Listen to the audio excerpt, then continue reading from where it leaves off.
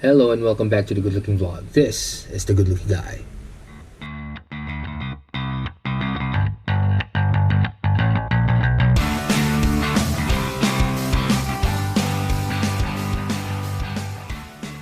So it's a rainy Sunday today and it sucks because I do have a hangover and taas ng BP ko. Dami ko nakain na hindi pwedeng kainin. Sunday ngayon and mamaya may pasok pa ako ng trabaho. Ganun talaga, walang magagawa. So, meron akong sigurong may isang oras ako na pwedeng patayin. Which is a rarity meron akong isang oras. So, dahil itong linggo, hindi nyo ako nakitang naglapag. Walang race na naganap dahil nga umuulan. Hindi namin pwedeng ilagay yung racetrack dahil out in the open yon. And hindi naman kami makapunta ng Achilia, which is yung racetrack ni Boss Ruben. Shoutout Boss Ruben, Pinoy Mini 4-Wheel Drive Racing Team in Rome. Ngayon, syempre, lapag na halos lahat ng tropa. Hindi kami makalapag dahil nga umuulan. So, dahil meron ako isang oras, gusto kong magkutingting ng mga kotse. Ang problema, pag kinutingting ko na naman, kailangan ko na naman magkalas, magbuo. Abutin na naman ako ng 2 oras. Hindi na. Ang gagawin ko na lang ay i-upgrade ko ang ating Tamiya box. So, to my avid fans, avid fans, alam nyo kung paano ko ito ginawa. Kumuha ko na isang shoebox ng boots. Tapos, ginawa ko siyang Tamiya box dahil wala akong pabili.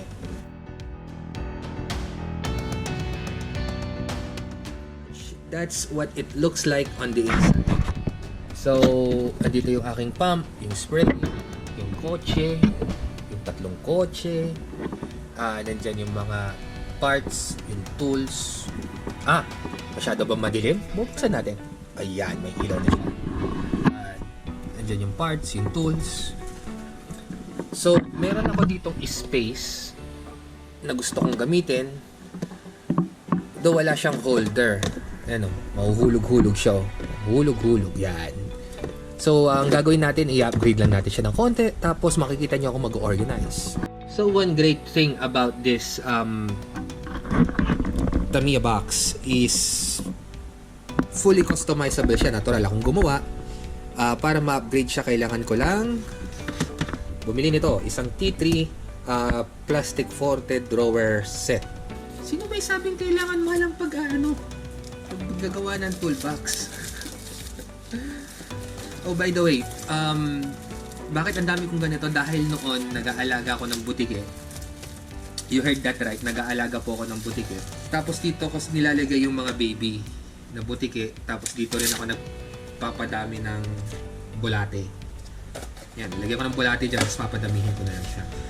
Ang swerte ko lang kasi, ang isang ganito, kasyang-kasya ang isang car. Kasyang-kasya ang isang stock. Perfect! To stick it in, I'm gonna use oh crap, good old hot glue. Are pretty much gonna stick this on.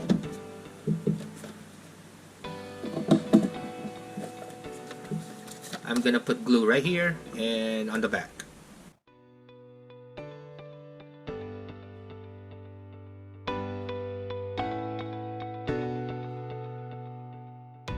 Pretty much I'm done here, but then I see a problem. So may problema tayo. Ang problema ko ay pag pagpalagay na natin ng isang kotse dito sa taas.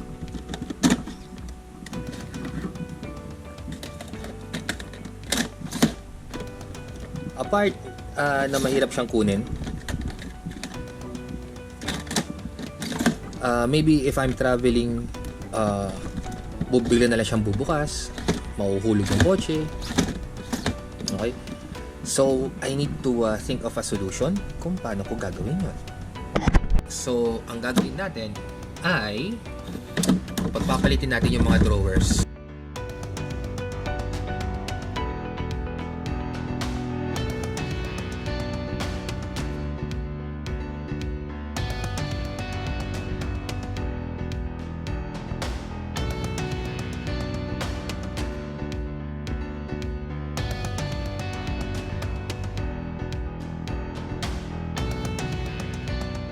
Kukuha tayo ng piece of box, another piece of box, tapos i-glue natin right there.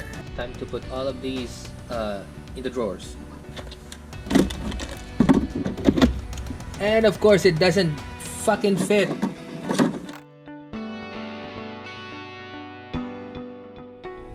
Okay, so pretty much how it works is pretty basic. I have the light right here. There we are. I have a light. I have my spray, my pump, lighter fluid, jar, the rag. Okay, here I have my motor casing, my tools. Here I have my spare parts.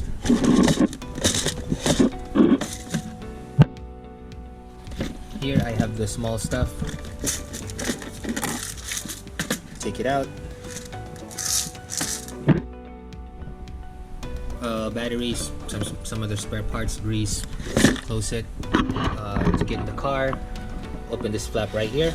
Once you pull the bottom one, this thing is blocked. Everything is very accessible. Second stock, third stock, all the jump cars. So that's 1, 2,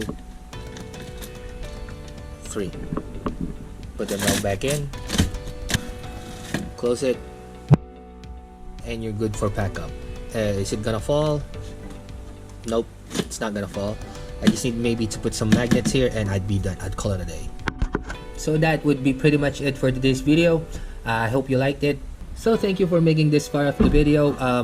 Please like, share, and subscribe if you haven't already. And for the good looking vlog, this has been the good looking guy. Peace.